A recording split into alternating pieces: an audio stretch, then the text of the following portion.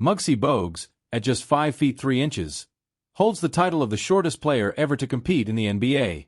Among giants, he often seemed to vanish, yet this did nothing to stop him from becoming a basketball icon. From blocking 7-foot Patrick Ewing to challenging Michael Jordan, Muggsy proved time and again that height doesn't define greatness. Despite his skills, his path to NBA stardom was riddled with challenges, including bullying from coaches and relentless racism. But the trials he faced only strengthened his resolve, and it all began on January 9, 1965, when Muggsy was born as Tyrone Curtis Bogues. Tyrone's mother, Elaine, had endured 2 difficult pregnancies before finally giving birth to him. The Bogues family resided in the Lafayette housing projects in Baltimore, Maryland, an area plagued by violence and poverty where life expectancy was shockingly low, only around 20 years. The dangers of the neighborhood were ever present, and one night, when Tyrone was only 5, a tragic incident nearly cost him his life. While playing outside with his sister, they stumbled upon a fight. As they watched, a rock thrown during the scuffle accidentally shattered a nearby shop window. The enraged shopkeeper, thinking Tyrone and his sister were responsible, emerged with a shotgun and opened fire. The buckshot hit Muggsy, but miraculously missed his vital organs, and after emergency surgery, he survived. This near-death experience had a profound effect on Tyrone, reshaping how he viewed the world. His recovery fueled a new sense of self-belief. Tyrone, though small in stature, was determined not to let his height hold him back. He took solace and guidance from his mother, who encouraged him to never let others' opinions stop him from pursuing his passion for basketball. She would often remind him, "If you love basketball, go out there and play. No one can tell you what you're capable of." Basketball became Tyrone's escape, and by the time he was 3 years old, he had already received his first basketball. Despite the mockery he faced for being small, his father stood at 5 feet 5 inches and his mother at 4 feet 11 inches. He kept practicing.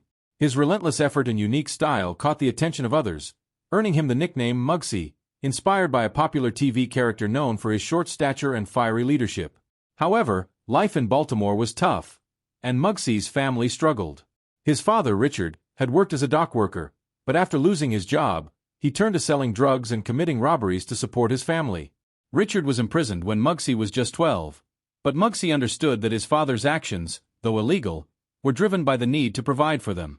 Despite their separation, Muggsy kept in touch with him and vowed to one day help get him out of prison. Muggsy's basketball talent eventually earned him a spot at Dunbar High School, where he played alongside future NBA players Reggie Williams and David Wingate. Their coach, Bob Wade, was tough but believed in Muggsy's potential, pushing the team to their limits with grueling practices. Wade never saw Muggsy as weak because of his size but recognized his incredible athleticism, leadership, and determination to excel. Muggsy's self-confidence, along with his knack for turning perceived weaknesses into strengths, earned him the respect of his teammates and coaches alike. Through the adversity he faced, both on and off the court, Muggsy Bogues became more than just a player. He became a symbol of perseverance, proving that greatness isn't measured by height, but by heart, skill, and tenacity. Muggsy Bogues, known for his unyielding spirit, never let his height define him. Despite standing at just 5 feet 3 inches, he demonstrated that perseverance could transform weaknesses into strengths. His high school team, Dunbar, went on to become one of the most successful in basketball history, finishing with an incredible 60-0 record over 2 years, clinching 2 state championships. During this time, Muggsy was named MVP over his taller teammate and best friend, Reggie Williams, who stood at 6 feet 7 inches. After graduation, Williams and the rest of Muggsy's friends headed to Division I colleges, while Muggsy, still overlooked because of his height, faced significant challenges in securing a scholarship. Despite leading his team to a flawless record and proving himself as a standout point guard, many saw him as too small to compete at the next level. In a fortunate turn of events, Coach Bob Wade, who had guided Dunbar's success, was invited to coach at the renowned 5-star basketball camp. He chose to bring Muggsy with him, offering him a platform to prove that his size would not hold him back from playing at the college level. Though many doubted Muggsy's ability to compete against bigger, stronger players, he excelled at the camp and earned a full scholarship to Wake Forest University in North Carolina. Arriving at Wake Forest in 1983, Muggsy was determined to prove himself, but the journey wasn't without obstacles. The university's basketball team made an impressive run to the Elite Eight during the NCAA tournament, but the busy schedule left Muggsy struggling to balance academics and athletics. When he missed a test due to his commitments, His professor allowed him to retake it. However, another faculty member raised concerns, accusing Muggsy of cheating. This led to a threat of expulsion, leaving Muggsy feeling alienated and questioning whether his treatment was rooted in racism. Seeking guidance, he turned to his mother, who advised him to stay at Wake Forest and rise above the challenges. He decided to persevere, and over the next 3 years, Muggsy became the starting point guard for the Demon Deacons, showcasing his remarkable leadership and defensive abilities. During his sophomore season, Muggsy averaged 7.5 assists, 3 steals, and 6.6 points per game, leading Wake Forest back to the Elite Eight.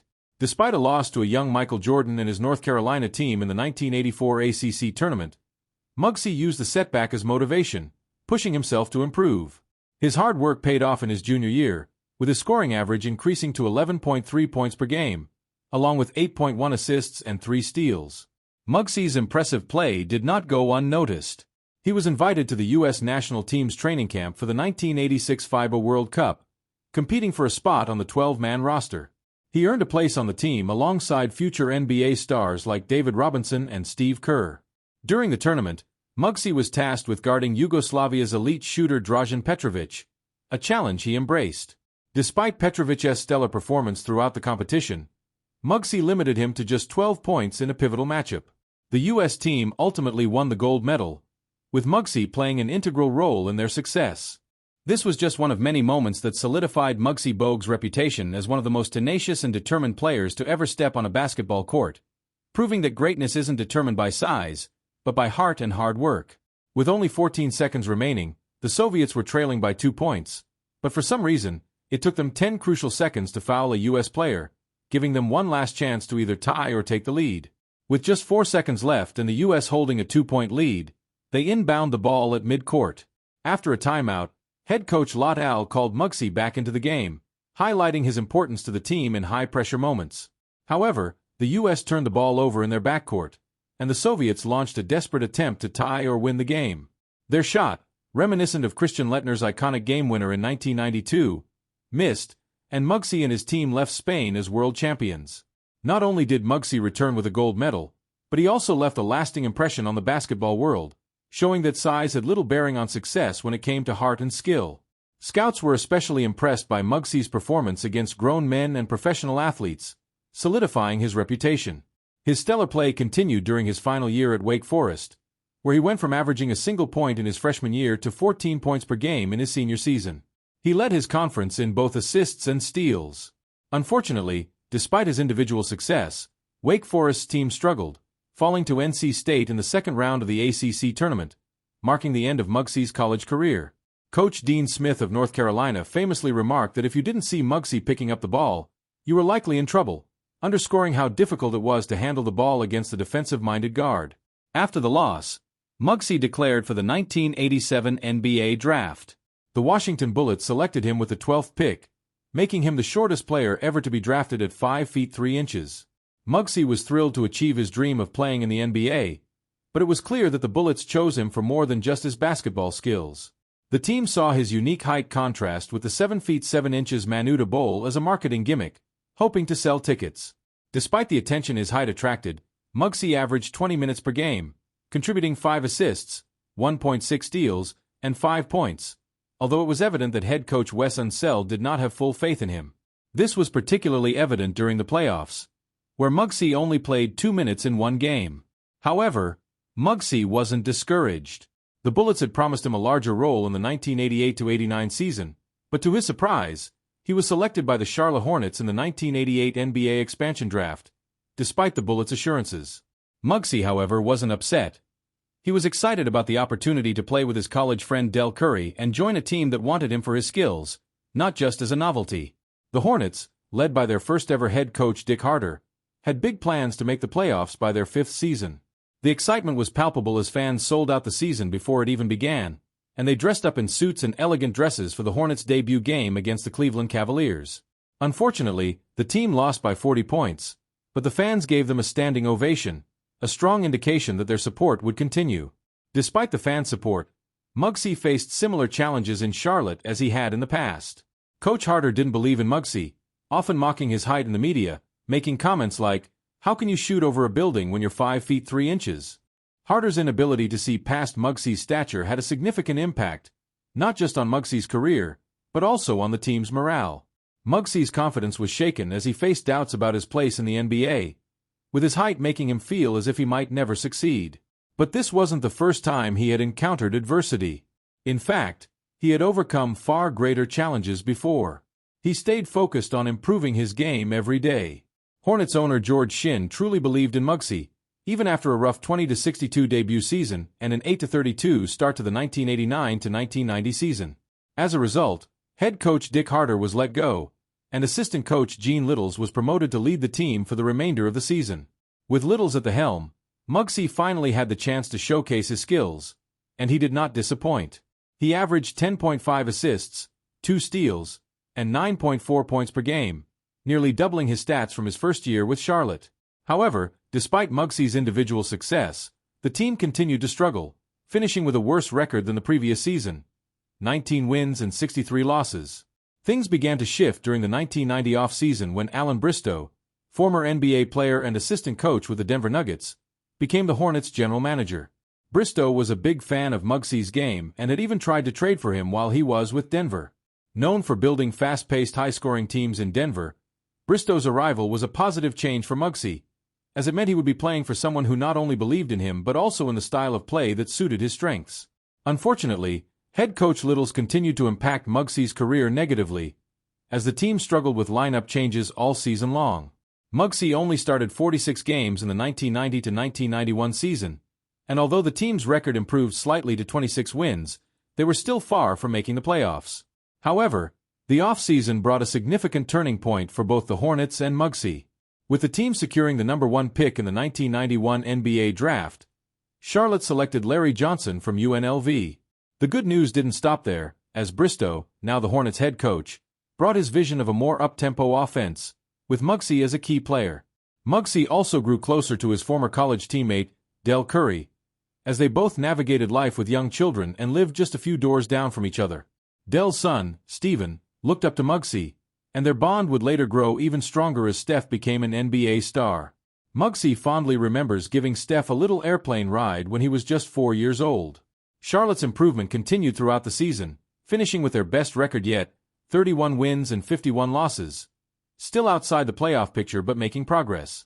The team had some luck during the 1992 offseason, securing the second pick in the NBA draft, which they used to select Alonzo Mourning.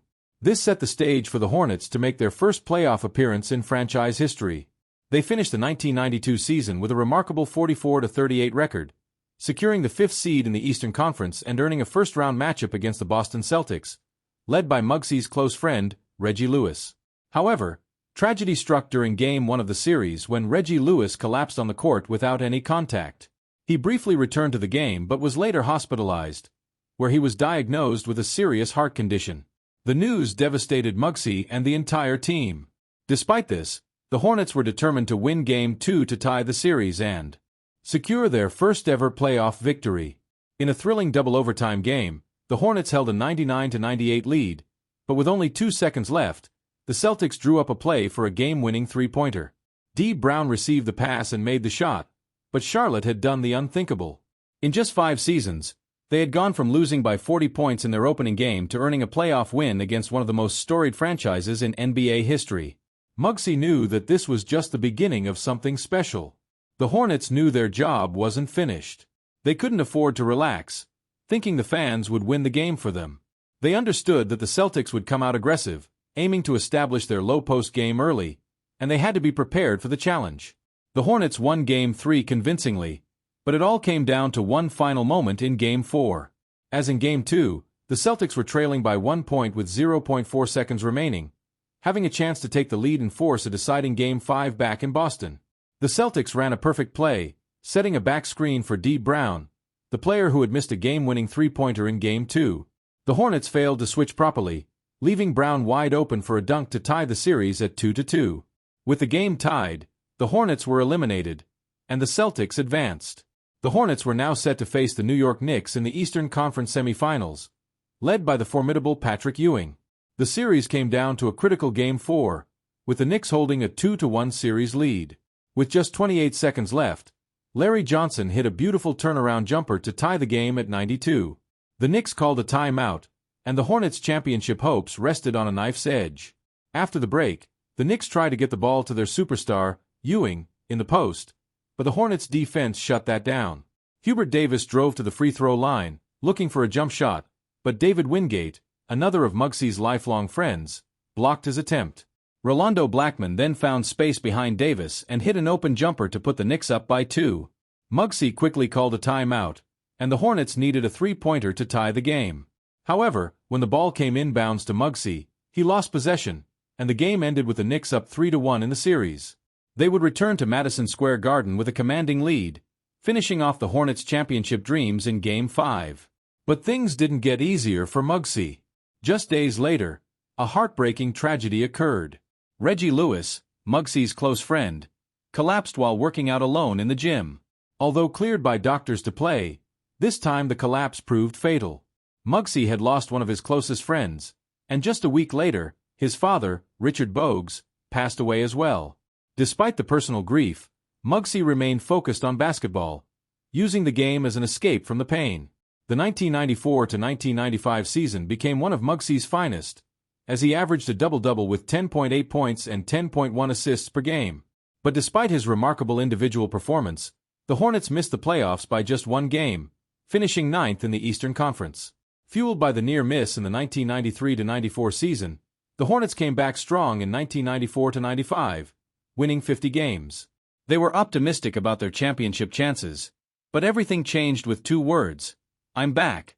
Michael Jordan returned to the NBA after his 17-month retirement, and the Hornets found themselves facing the Chicago Bulls in the first round of the Eastern Conference playoffs.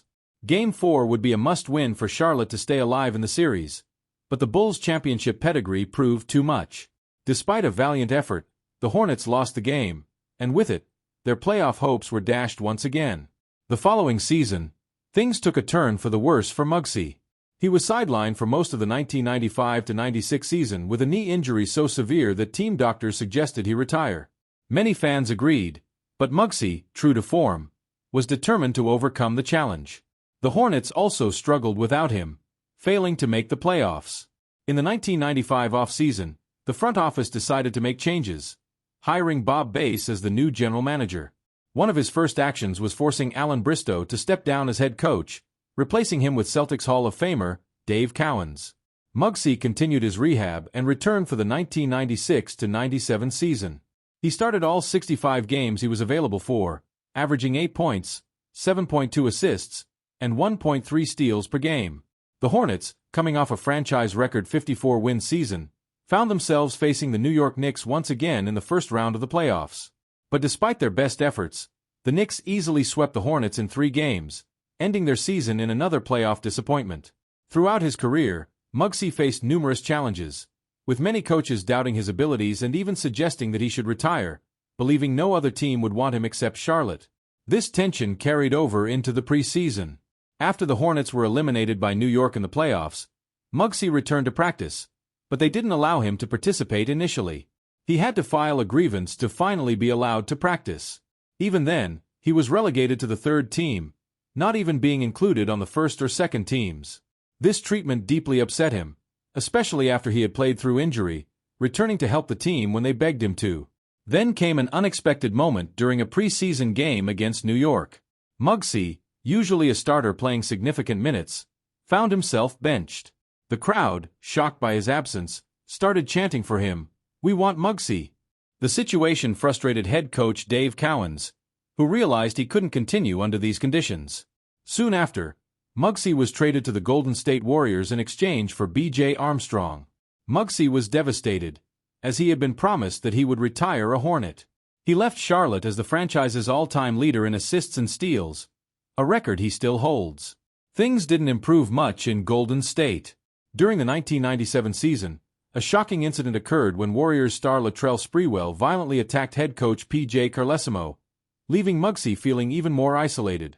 At that stage in his career, Muggsy wanted to be a mentor and leader for younger players, not someone caught in conflict. So, in the 1999 off-season, as a free agent, Muggsy signed with the Toronto Raptors, joining his best friend Del Curry. The Raptors had a talented team with young stars like Vince Carter and Tracy McGrady, and Muggsy found himself in a role that suited him perfectly. The team didn't need him to carry the scoring load physically. They needed his leadership and experience, something he had done for younger players like Alonzo Mourning in Charlotte. However, just 3 years into his contract with the Raptors, Muggsy made a decision that shocked the NBA. He retired. The reason for his unexpected departure was his mother's battle with cancer. Muggsy shared that his mother meant everything to him, and once she was no longer there, he didn't feel the need to continue playing. He felt that she had seen his last game and that it was time for him to step away. Though some might overlook how great Muggsy was as a player, his longtime teammate Rex Chapman put it perfectly, saying Muggsy was like a 5 feet 3 inches Jason Kidd. He had incredible speed with the ball, perhaps even faster than without it. Throughout his career, Muggsy's main goal was not just to succeed, but to inspire others, particularly young kids. His message was always about believing in oneself, no matter what others think. He wanted kids to feel good about themselves when they looked in the mirror, to love themselves. Muggsy's impact as a role model for small guards is still felt today, with players like Trae Young citing him as an inspiration.